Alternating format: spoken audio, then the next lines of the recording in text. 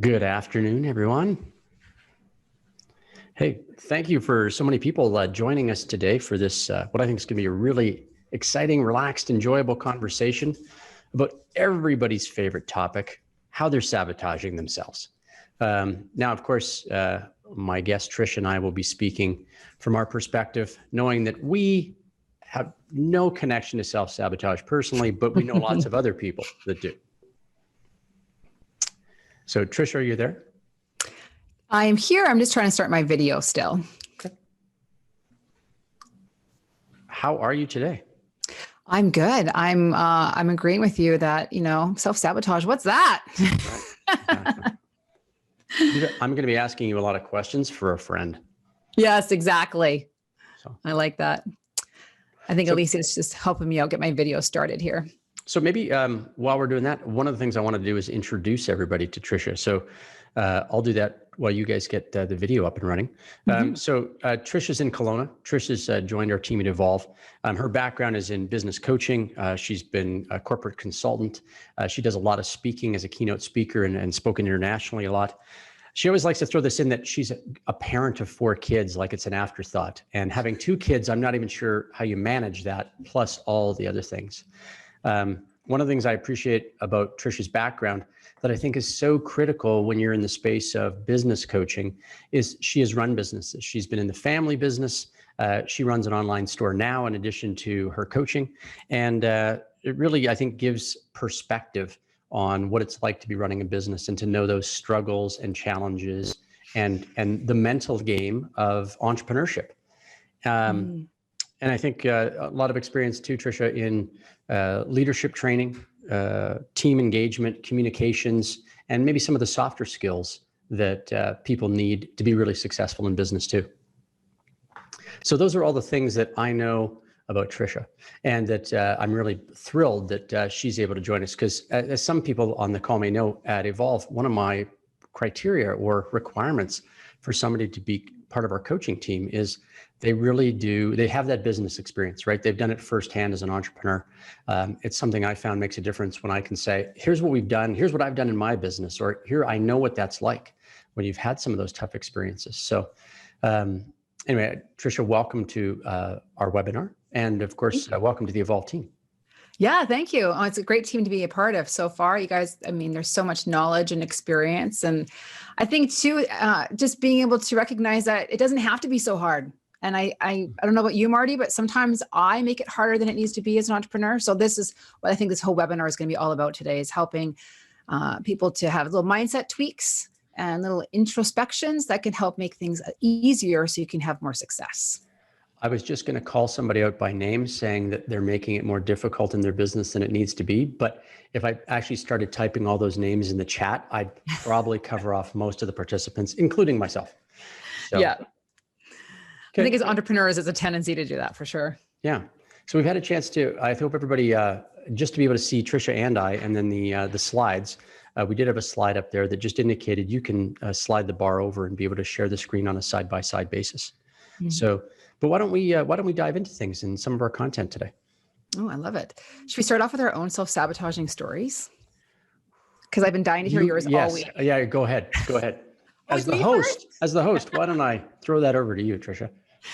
I love it. Okay. Well, because I think when we share, we learn. And like you mentioned earlier, we've all gone through all kinds of self-sabotaging behaviors, continue to, because it's a constant learning experience. But when I was thinking about one of the biggest things that has held me back as an entrepreneur, as a business person, and I think certainly it happened more in the earlier years, but it still creeps into this day.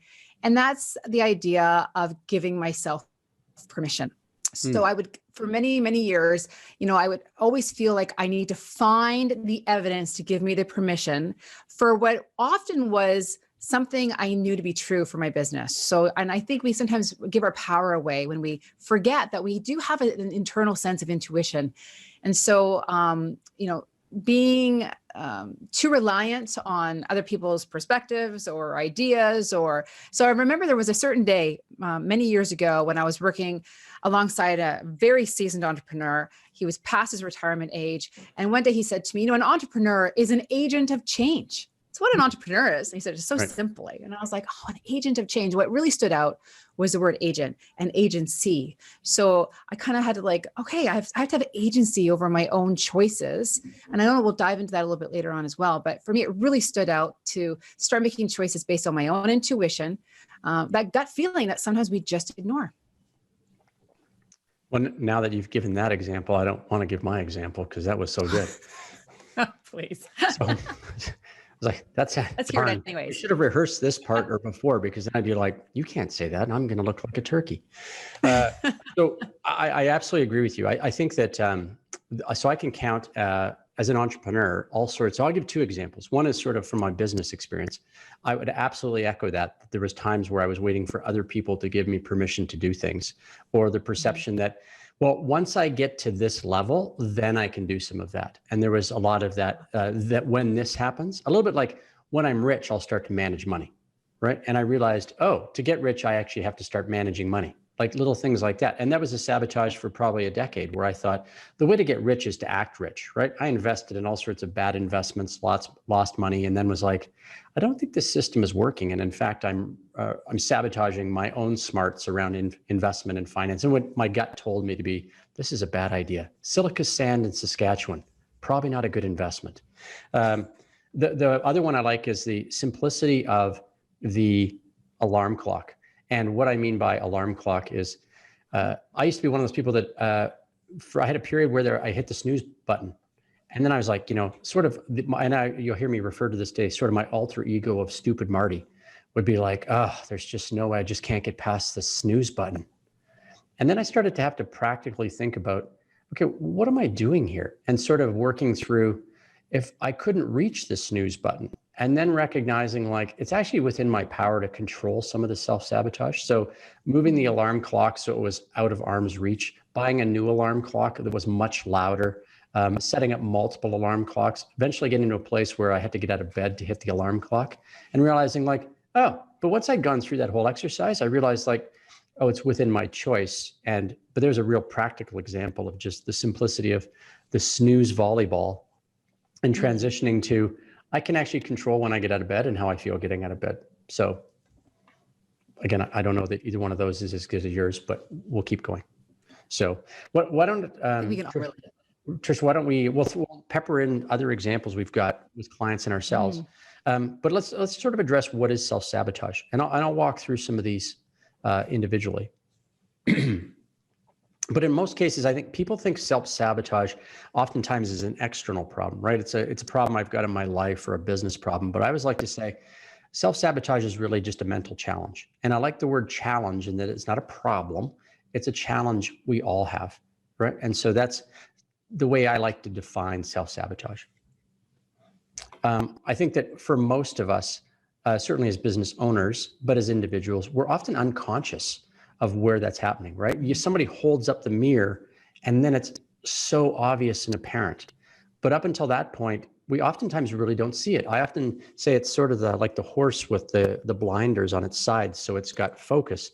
But for us, it's oftentimes blinders where, oh, I can't see how my activity is in fact creating this result. We see the result, but we don't realize like it's a result of some of the self-sabotage we're exercising or practicing. And then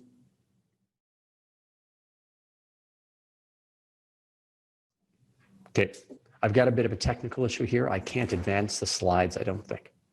So I'll just keep going on a wing it basis. In addition to being sort of an unconscious thing, I think one of the other things that people look at in terms of self-sabotage is sometimes an awareness, and I think this will really resonate with some of the people on our webinar, that you're actually well aware of where you're sabotaging, but it starts to feel like it's in so many different places that you're like, I don't even know where to begin. So I can't really overcome my self-sabotage because it feels overwhelming. And I think that's another place where people are stuck, where they're like, okay, where do you begin? It's not that I'm not aware of it or want to hide from it. I need a bit of an action plan.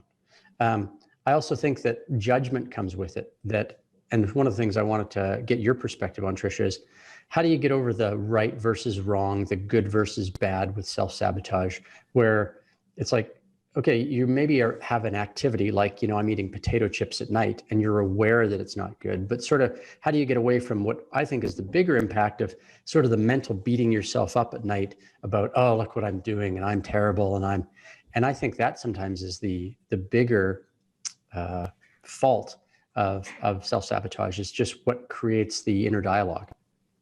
The inner dialogue is really powerful. And, I always think about it too, is like people getting stressed about being stressed. Right. And it's like this cycle that kind of just keeps propelling itself forward. And it can be, like you said, trying to bite a big giant elephant versus a smaller, eating it a little smaller. So getting into the mindset of, okay, you know what, little pieces at a time, and that you don't have to change everything all at once. And a lot of what we're talking about today kind of falls into the idea of habits, which can be a whole nother webinar, because there are action steps to help you move forward. But I agree that it's the mental dialogue that can be so the inner dialogue wheel that can keep us holding us down. So today's ideas and self-sabotage examples are going to really help to create awareness. And then we're going to dive into tips to actually move past it. So you're not just thinking about, like what you said, thinking about the self-sabotage, but actually finding ways to do something about it. And I think that's really key. Yeah, totally. And I'm going to try to, so I ask you to sort of, we'll talk about some of the ones we think are big sort of categories of things. And I've applied a little bit of, this is how I think it shows up in a business or for an individual. But I also want to, a couple of big things, if some clients would know and hear me talk about this idea that sometimes there's the little voice in our head, and it's oftentimes somebody who is, it's sort of the little voice of, you can't do that, or it's the one that helps create that sabotage. And I always like the idea of saying, hey, with that little voice, tell me what degree your little voice has. What university or college did your little voice go to? Tell me about, what kind of certification do they have to be an authority? And that oftentimes what happens is you realize that the little voice doesn't have any authority, right? And really is sort of, we put a lot of stock in the little voice in our head, and it actually has very little to do with like that sense of like, this little voice knows more than me. Right. That has such control of our lives though, right? In many ways. It is very true. Did you want to dive into the first self-sabotage? Sure. Why don't we do that? Okay. So, and now that whole idea here is that we're not just talking about the self-sabotage ideas, but we're also providing some tips and strategies so you can move through them, right? And that's the key here. So get your notes out, get your pens out, because I'm sure that you'll relate to 1, 2, 3, or even maybe possibly all 4 of these self-sabotages. Self-sabotage can be discovered. It can be corrected. And here is the first one. It is that I am just not ready yet. Have you ever said that to yourself? I'm just not ready yet. And I think this is a skills-based self-sabotage. And it's really easy to be here and stay here because it's more comfortable than actually taking the step into the uncomfortableness of that expansion and really testing it with what you say you want. So you say you want something, but what do you have to do to actually get there? So here's a tip. When you mentally say to yourself, I'm just not ready yet, the tip is to stop planning and to start actually doing.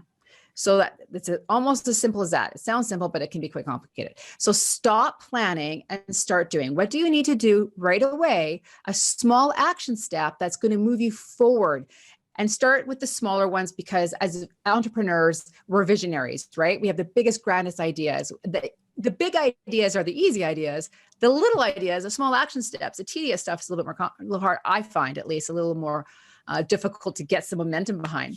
So I love to use a mantra. I'm all about visuals and mantras. I use this often on stage. So I have the whole 500 people will actually start singing it. I won't make you sing it at home because you probably won't anyways, unless you got a good voice. And not I don't. Me either. No. And you're not going to sing it either, No, Marty? No, sorry.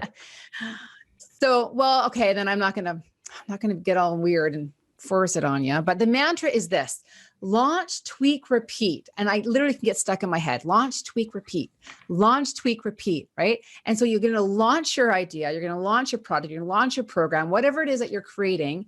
And then you're going to recognize, and this is the mindset aspect, that you're going to tweak it constantly, because that's what needs to happen. And then you're going to repeat that process again and again. And I think, shameless plug, Tiger by the Tail, 99 Secrets to Tame and Master Your Business with Marty Park. Woo, woo. You have a great, I don't mean ingratiating, but great book, by the way. And there's a lot of really golden nuggets in there. And one of them is your 88 rule. And the rule of 88, right? It takes 88% of the effort to get to 88%. Wait, how does it go again, Marty? The same effort to get to something to 88% completion as it does to get the last 12%. So oftentimes people are working on the last 12 where it's like the majority of the effort gets you 80%, 88% launch. That's when you go. So you go 88% launch, tweak, and repeat. And the next one is that comparison thwarts construction. And truly watch our stories, because when we're constantly comparing, which is very easy to do, it's a mindset.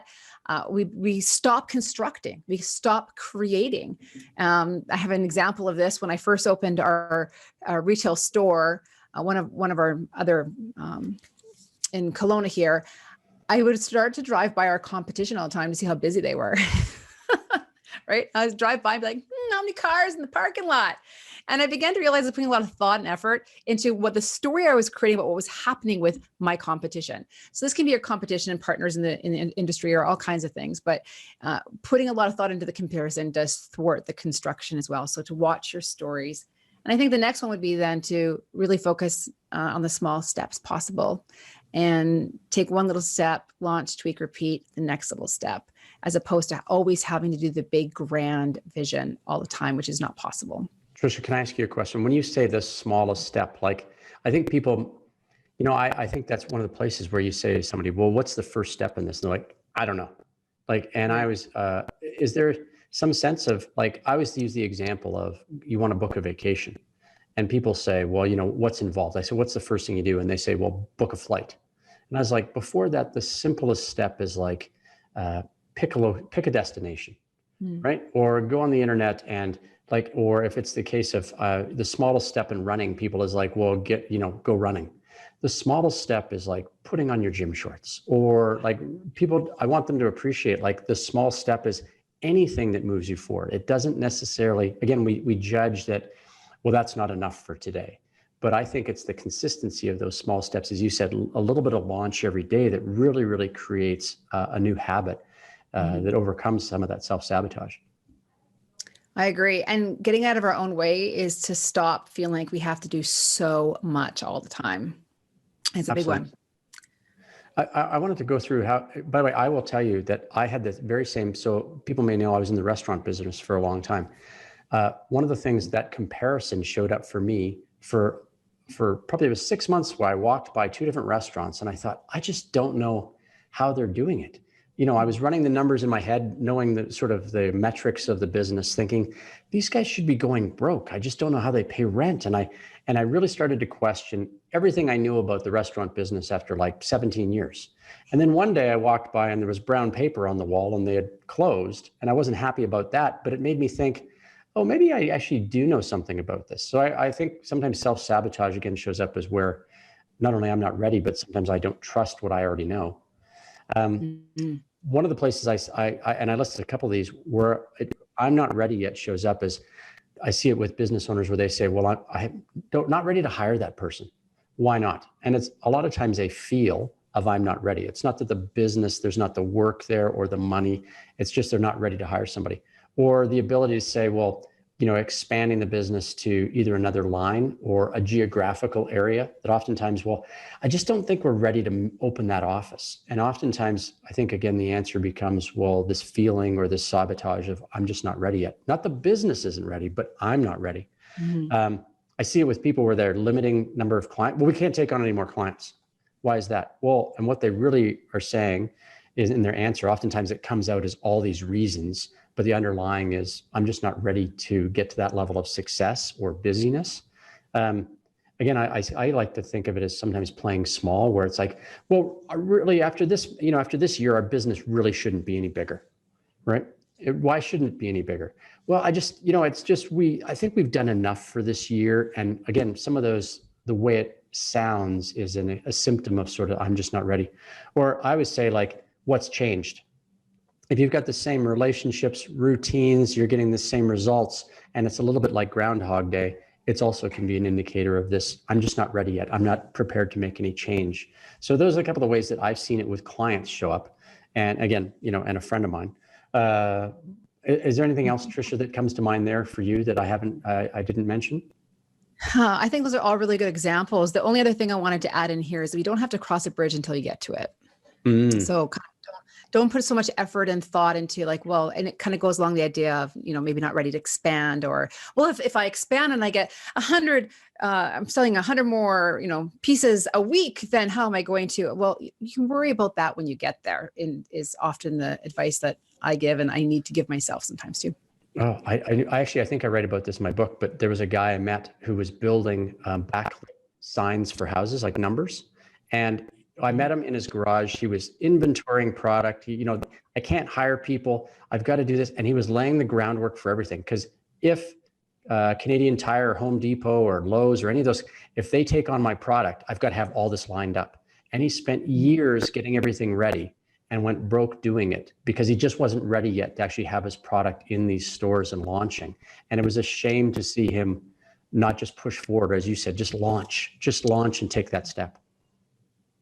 Launch, tweak, repeat. Okay, I'll stop saying it. No.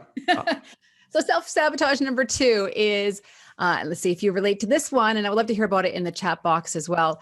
What will other people think? What will others think? So the first one was skill-based. Now this one is more social-based. We're social beings. It is what feeds the majority of how we think and how we do and how we show up regularly. So there are 3 identity pillars that play into this insecurity, this self-sabotage that I see coming up again and again for many of my clients. And that is the idea of the customer. So is my choice or my decision going to affect how my customer thinks of me, right? Like, what are they going to think? What is my customer going to think? And I think that's fair. And we certainly need to take into consideration our market and how what we're doing is going to impact them and all those things. But sometimes we put too much stock into it. And at the end of the day, I find that people aren't paying that close of attention. And I think in our minds, we think they are, but they're probably not. Would you agree, Marty? Probably not paying that close of attention, right? No. Yeah. The idea, I know we all think that, like, everybody is watching me, my every move. They're thinking about me all the time. And then you're like, no, people are actually busy with their lives. You're not even getting that much screen time in their mind. Yeah, absolutely. Not taking up that much space for them as they are for you. No. The second identity pillar, again, when I say identity pillar, because we put a lot of value into it, right? We have lots of identities as entrepreneurs. It's that of industry. Or how are my actions going to be received by those in my industry? So that could be partners, competitors, anyone in your industry that you're working with. And so on this note, vanity is a vulture. And I think the vulture can take away from time and resources and energy that you could be putting into your product, into your processes, into your operations, marketing, whatever it is. So just consider that. Again, this is all about just tweaking thoughts in you to help you create awareness so that you can create change from that. And then the third one is the personal side. And I think this is a really big one. What will my friends and family have to say about my choices and actions? And this, again, comes into play with the developing agency over your choices. And I don't know if anyone can relate to this, but for years, I struggled with not having those who were closest to me in my feelings appreciate, understand, care enough, take the time. Like my poor husband, when I would talk to him about my business, his eyes would gloss over because he is not an entrepreneur. Right. And I actually kind of feel bad. I tortured him for that many years before realizing that they have their friends and family are their own source of support, but they don't necessarily need to feed your identity of how well you're doing or be your cheerleader. You can find and engineer connections outside of your family and friends for that. I love that. That personal piece resonates with me because I've had so many clients and business owners who are friends. I throw to my friend Dom in Vancouver, who's a great entrepreneur.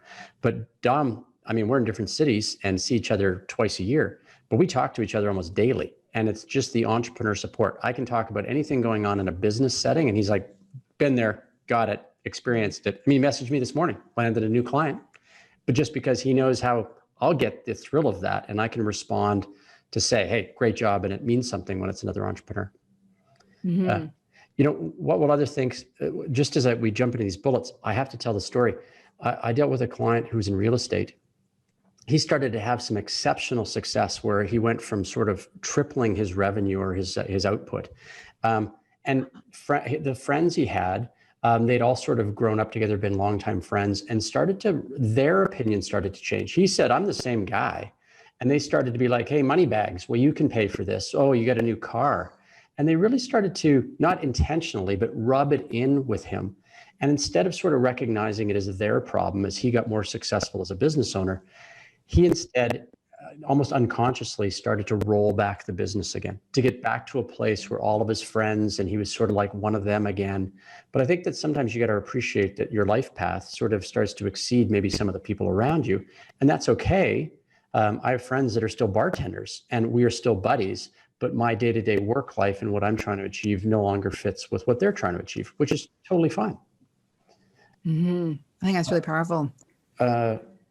This I think shows up this is how I think it shows up sometimes in business. And my favorite one is people that are branding and rebranding, right? And that it's just not quite right. I think the market's going to need to see more of this. It needs more blue. And they just keep trying to figure out, and they're really trying to create identity for a whole business, sometimes for themselves, their own brand, or for product based on what they think everybody else is going to love.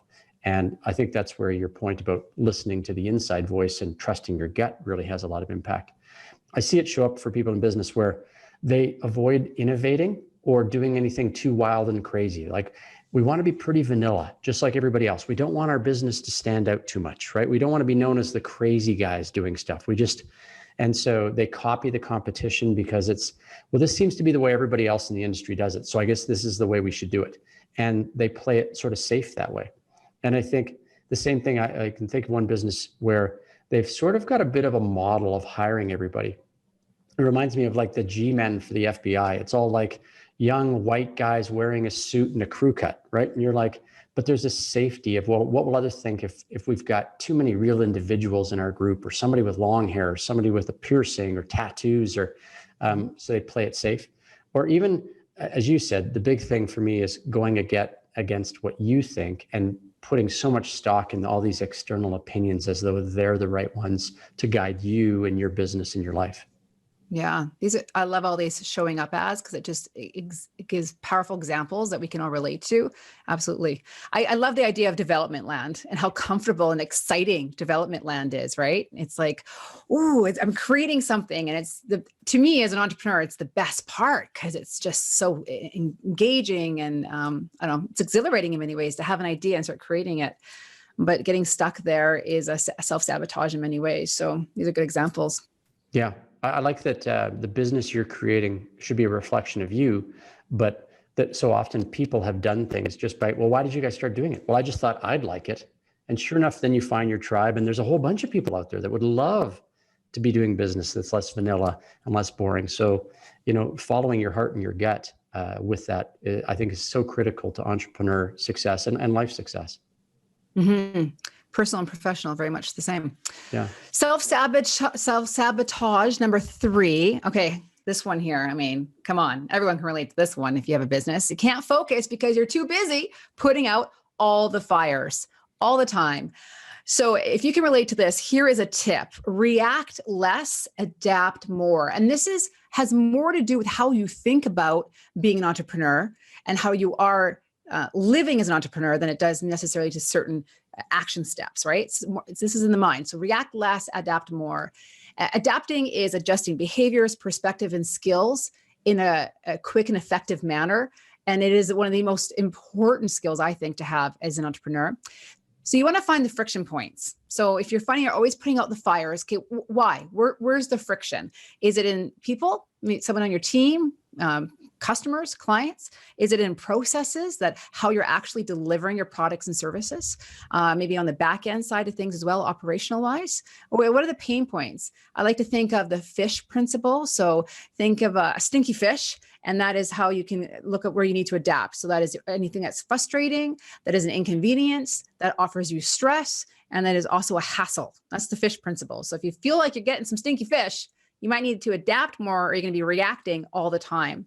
So one way to do this is set aside an hour a week. Yes, an hour, a full 60 uninterrupted minutes. I know, it's crazy, right?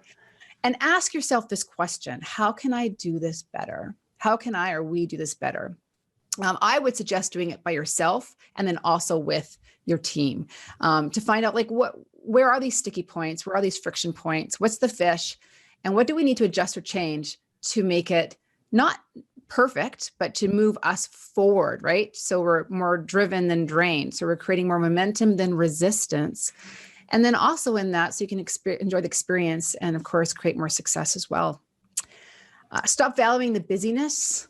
I mean, I think being busy is so esteemed in the culture and our grind and hustle culture. Mm-hmm. And it took me many years to realize that I don't have to be grinding, 12 hours a day to really be a successful entrepreneur. I mean, that's just like kind of old way of thinking now, because it doesn't feed what we actually need to be fed in our business.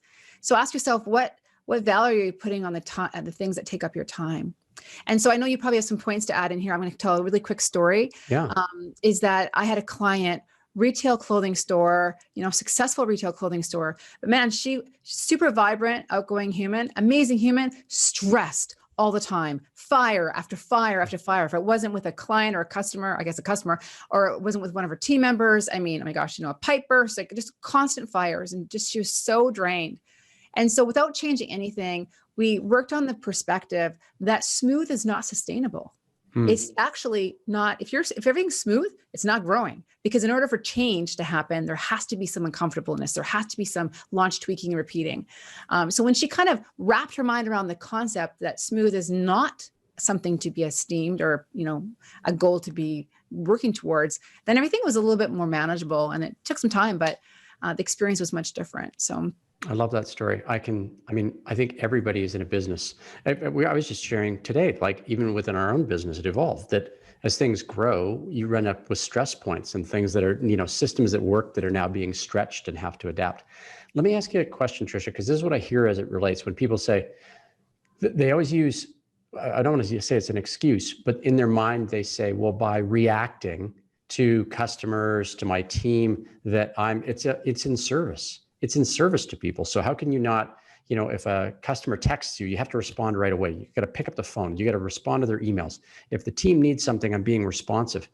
What do you say when somebody sort of positions it or justifies some of that self-sabotage of time with that idea, like, but it's in service. So what am I supposed to do? I think that's really a point. It is in service, but there's a difference between being in service and adapting. So if you're always reacting and being of service, it's great that you're responding, but then by using that time once a week to say, how can we do this better? You're going to create better reacting. You're going to create more adaptive processes that can handle more situations at one time, and just make it better for everyone. I mean, when's the last time? It's so easy in the hustle and bustle of being in our business, we forget to be on it and to be not really reflective of, okay, how can we do this better, right? And it's funny, it can be the simplest little shifts. I'm sure everyone's experienced this. Think about this at home, like what is one little thing that you've shifted recently that was like, oh my gosh, why didn't we do this 6 months ago or a year ago? This makes a big difference. But when we're not really open to the information, sometimes we become in denial. And I think being in denial is a bit of a cancer, because when we're not connected to the fish points, or, not connected to being open and adaptive, that leadership, that we fall into the trap of just doing the same thing over and over again, creating the same friction points. Yeah, absolutely true. That's so true. I think one of the ways, and I like that, I'm too busy and putting fires out. This notion of being a firefighter and reactive all the time is my favorite mental visual of somebody, with a hose and like spraying over here and like, oh, another fire over there. And they're just moving. Just what I always think about is just the feeling of just that I'm always behind the 8 ball. I'm rushing around, like just the internal strife that causes. I always see this show up where business owners say, well, I don't really have any time for strategy or planning. And it really is, that's actually one of the things that makes me saddest, is when I have somebody say, I don't have any time to plan out my life, to even plan out a vacation, to plan out the strategy for the business. Because that really sets them up to be on this treadmill of putting out fires until they adapt, right? Until they are willing to try something different. I always think that focusing on urgent items only, I know that really is a fire for most people, but sometimes we place unbelievable urgency on things that it's like, that probably could have waited 2 hours.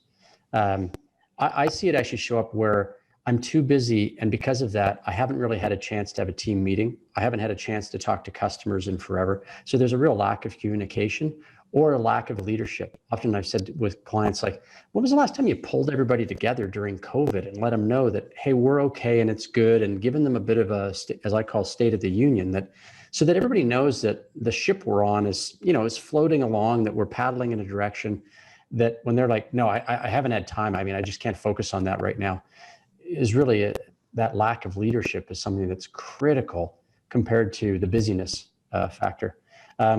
And I like this, that owners, and I've been guilty of this, I will say, never getting to the things you want to do, right? That there's things that you want to do in the business. Or for me, previously, there was a number of summers where I said, I want to play more golf.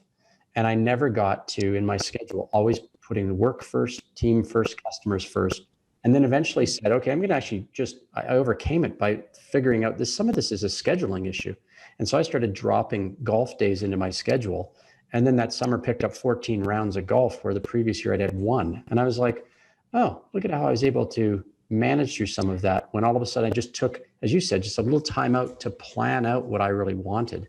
And I think that whenever somebody says, I've kind of been really made no progress in my business or in my life, that's a good example where you're probably focused on the wrong thing. And it's not a massive shift, but as you said, just an hour a week, whether you're talking to your team or reflecting on your own, can make an astronomical shift over the course of a year in your life and your business.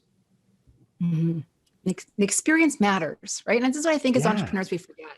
The experience, right? We should be enjoying this entrepreneurial journey, and it can be very stressful and very overwhelming, but we should always be enjoying it on some level. These are really good examples, and I think that there was a question here. Where to go? Corey, I think it was. You were asking the question about Band-Aid solutions, like maybe we're over-adapting. I think it's a really good question. So I think over-adapting is a form of reacting. And so again, taking the time to just focus and be present and to not have any interruptions, to say, okay, how can I do this better, is really important, and not living in a vacuum, and communicating, like you said here, with your staff and your team members, because they're usually the ones who have the best ideas about how to make things better, is I think really important too. Should we move to the next one? Oh my gosh, sure. Number 4 already. Who is having as much fun as we are? I actually like having this. This is way better having you carry some of this, and you're doing an excellent job. It's good because, funny enough, even being on the mic here, there's things that you say, Tricia, that I think, I wish I had a pen in here. I should write that down. Right? Yeah. And when we get the conversation rolling, there's so much that wisdom. And if everyone on this webinar could speak as well, everyone has so much wisdom to share. That's why I love your guys' roundtables that you have on Fridays with Evolve and your clients, and then people being able to share their experiences. There's so much value in that. Okay, self-sabotage. Now, I don't know why I'm saying sabotage. Sabotage. I don't know. Today, I just can't say the word. Number 4 is, I'm just going to say it however it comes out. I need this for that to happen. Oh my gosh, I love this one because I say it all the time to myself, and personally as well with the 4 kids. I'm like, well, this has to happen for that has to happen. And one day my husband, I forget the example. He's like, well, why? And I was like, because that's the way. Right? Yeah. Classic. Don't make me explain myself. Don't make me say because twice. Yeah, totally. So I need this for that to happen. Okay. So here's how this shows up, but this is the tips for it. Ditch the all or nothing mindset. How many of us have had a couple cookies in the cookie container and we're like, you know what? Screw it. I had 2. I don't eat the whole thing. Right. It doesn't always have to be one or like black or white or just all or nothing. This is a self-sabotage that we use personally and professionally all the time. So ditch it. Be curious about how the all or nothing mindset is manifesting itself in your business and personal life. And I like your example, Marty, about just fitting in rounds of golf, because when we're not, I don't love the word balance, but when we're not investing in ourselves, in our personal lives and our professional, we will show up weak in both of them. And we're not showing up properly for the people as well. So develop awareness around your self-imposed boundaries, rules, and processes. Okay, so that's big words. Let's make it more relatable. So here's my example. For many, many years as a speaker, when I travel, I had it in my head, and, and there's nothing wrong or right about this. It's just an experience I had. It was that this is my work time. I'm out and I got to travel. I got to get on the plane before COVID, and I got to go speak, and it's, stressful. I'm putting everything together, the whole process.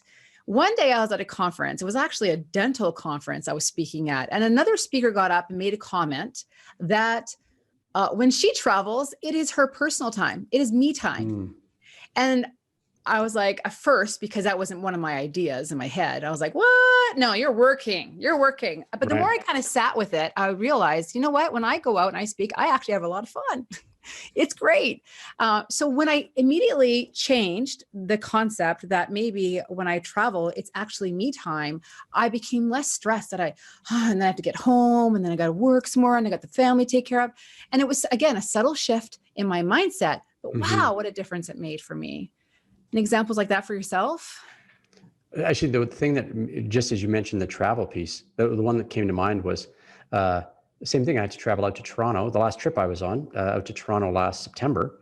One of those things of sort of making the decision, like, you know what, I'm going to, and so I made a bit of a vacation of it. It was exactly that. I booked myself business class, flying on the airplane, having a glass of wine, watching a movie, reading a newspaper. So that was great. Stayed at the Royal York. Made sure that in my schedule, there was time to be for me, to get a little workout in, to have drinks after our meetings. And I was like, I came back and my wife, Lisa, had said, like, how was the trip? Pretty grinding. And I was like, no, it was fantastic. I could do that trip again every week. But it was sort of making that choice to recognize that, the way I had very much traveled and worked before was like work travel's a grind. You got to make it a grind. And I was like, oh, right. That's the way, so I certainly recognize or appreciate that. I think for me, where it's shown up with I need this to happen for that to happen is oftentimes, again, going back to in the business, I need to hit a certain dollar value in revenue before we can do this. And so a good example for me is like hiring people, where traditionally, and one of the nice parts in the sort of gig economy is now realizing I can hire people to do jobs. I don't necessarily have to hire somebody as a whole employee, right? Or that there's choices there. And I used to take a lot of that, like, well, you've got to be able to pay for all of this before you can take this step. And so the finances or managing a budget became this before I was able to do a lot of that. I like that. And so when we think of this for that, it shows up as boundaries, ideologies that we can be constrained by. And again, this is about, do they drive you or drain you? Do they provide resistance or momentum?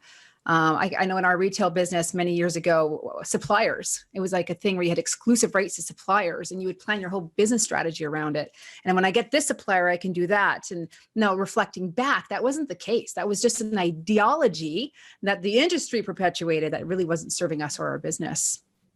And I love this point too. I think you added this one in here, Marty. This is have more fun with your current situation and limits. And that's pretty much exactly what you probably mean by like your trip, and just how our mindset around how we're running, how we're living in our business and entrepreneurial life.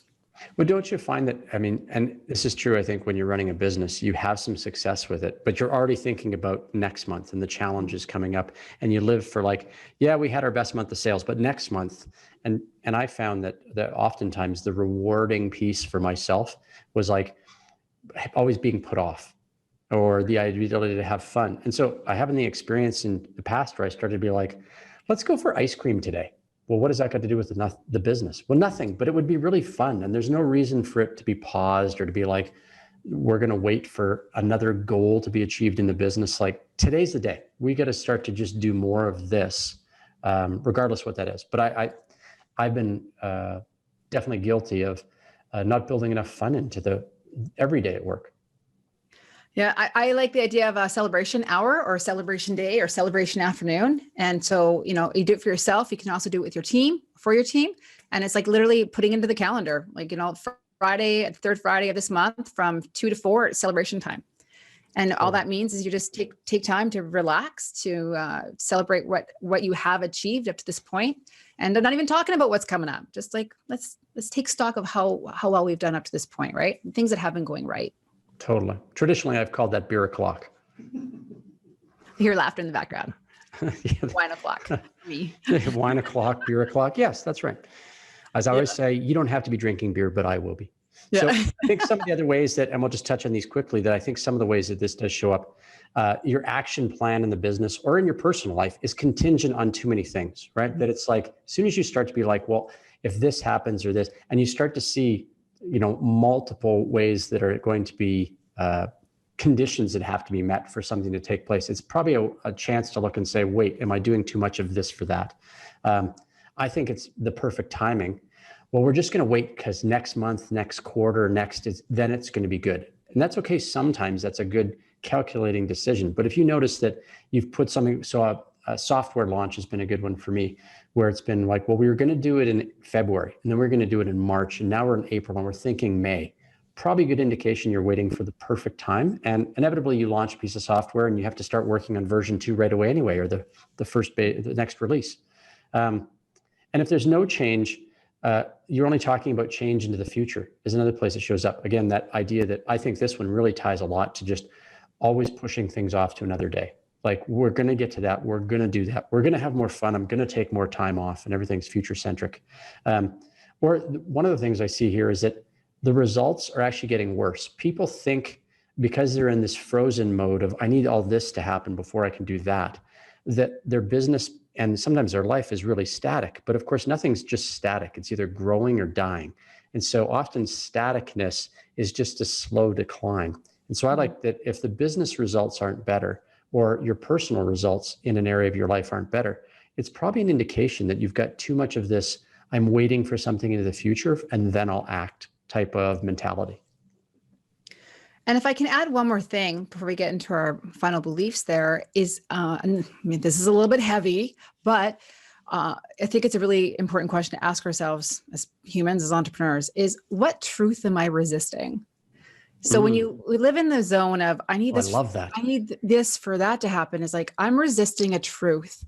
And often it can go back to that skill-based or social-based self-sabotage, but you're resisting a truth that you know is there, but if you keep yourself busy enough or you take part in all these self-sabotaging behaviors, you can keep your distance from it. So I challenge you to think about a truth you might be resisting, and by simply accepting it, you can actually create awareness and then create action steps to move forward. So that's one of the things I love to do with clients. It's like, what truth? It's there. You just got to, actually own up to it. And that can be really hard sometimes, because when we become aware of something, often we have to do something about it. I love that. A little heavy for your Thursday afternoon. No, but that is, I mean, if you want to talk about a mantra, that's the mantra I'd take away. What truth are you resisting? Whew, I love it. Okay. So I wanted to get into this because I'm a huge fan that people who have done any sales work with me know that I talk about sales beliefs as being really one of the underlying things. And I'm a big fan of that. Sabotage is often the behavior or the actions we talk about, but that sometimes there is a belief structure we all carry, right? We all get out of bed and we believe that gravity is going to be on. We all take an approach that there's just truths that we have to the way sort of the world operates, right? It's one of the things that I think COVID has thrown a loop for, is that oftentimes the truths people and the operating system they've had has been thrown for a loop. But I like this beliefs, and I'll run through some of these, that this element of your underlying belief is that there's a scarcity or just not enough money. And so the way that shows up in terms of sabotage is poor spending to make sure there's an ongoing shortage, right? So in people's personal life or in their business, they're spending money on crazy things, always to make sure that at the end of the month, they're like, oh, see, there's not enough money.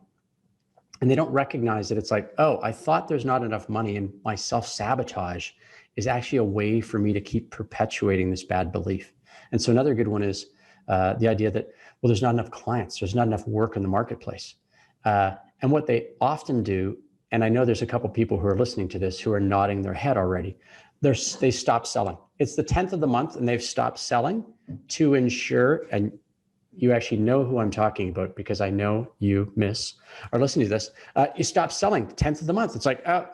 And what it does is it perpetuates this idea of not enough money or not enough clients, because you're, in fact, your actions, your self-sabotage, make sure that belief is true. So what's the next one? Not enough time. One of my favorites. I use this one. I like to fill it up with busyness, right? Now, there is something to be said in becoming uber productive and really, really busy. It does formulate the idea that there's not enough time. But in fact, if you believe there's an abundance of time, it changes your experience of time and also changes the way you fill up your schedule. So busyness becomes a sabotage symptom. People judge me. My belief is that I get judged by people. And so what I see this showing up as is in management, working with your peers, just with customers, that people are subconsciously creating issues so that people do have an opportunity to judge a situation or judge you. And the last one is people saying, well, fundamentally, they just don't believe they have the skills or the talent to be able to do something. And so then they turn around and they say no to opportunities. And when you ask them, why didn't you get that job? Oh, they just didn't think I was right. But in fact, sometimes it's the way we're showing up and where we're in fact saying no to things. And it's because of an underlying belief, like a foundational belief in our skills and our talents. And so I like the idea that those things are something to really consider. And Tricia, I think my experience has been, it's really hard to just find self-sabotage actions or behaviors, but also the underlying beliefs. It's really difficult to get to that on your own. And so I have a friend, Suze Casey, who I've mentioned in my book, who does belief repatterning. And that's a focus she has, is helping people identify some of those unconscious beliefs. Some of the other things I like to be able to do, and I welcome you to jump in here, is to ask people you trust, like, hey, are there any actions or behaviors you see where that I'm sort of self-sabotaging myself?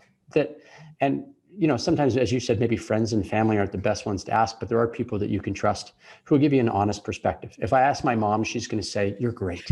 Probably love you, Mom. Not the best person, but I've never self-sabotaged as far as she's concerned. So yeah, I found keeping a journal helps me just on an individual basis be able to go, okay, what am I doing right or wrong? Or sort of the idea, like, where are these results not getting me where I want to be? And why is that? Or why is this an area of frustration? Obviously, you and I are huge advocates of the idea of hire a coach. I often talk about my coach, Steve, out of Australia, or as I mentioned, Suze, somebody like you, or somebody, a professional who's in this space, right, has had the experience, not only as a business owner, but with sort of the psychology we all go through, where I think as you demonstrate with those big four categories, your experience in dealing with people in all types of sabotage, but also the ability to say, hey, I have some tools and even a mantra, or a few of them, a few good ones, that really are going to help you move past this. And then the last thing is I look at where you keep growing and where you're maybe static. Because to me, where am I getting good success and where am I not is something there that's really important. Yeah. And I think really looking at in our experiences, what again drives us versus drains us, and that whole idea of resistance versus momentum. And I know in my practice with clients that we start there often to find out, to start uncovering. I had one client who used the word stupid 47 times in our first conversation together. And then I said, do you realize you use the word stupid a lot? And she's like, what? No, I don't. Do I? Because we're just not aware. And that's the value of being able to have someone to mirror and have that feedback with. Yeah. So I think to me, that's one of the big takeaways, is like trying to solve things in a bubble is probably the worst approach. Now, I mean, there is the self-gratification of, look, I've solved my entire life all alone. But again, going back to a point you made about experience, the experience as a business owner is the fun of interacting with customers, the fun of interacting with your team. And I think the fun of having some success is also with the interaction where you learn and grow as an individual, because somebody's helping you along the way with, hey, are you aware that you said stupid 47 times? Having that breakthrough has got to be really, really empowering for somebody. Mm-hmm. Yeah, altering. Hey, I want to do one more shameless plug. Yeah. Okay, so I love this one. So secret number 6, it's very short. Okay. Life is short, Marty says. So if you're running a company that you don't find fun, it's time to make a change. You have 3 choices: shut it down, sell the business, or find fun in it again.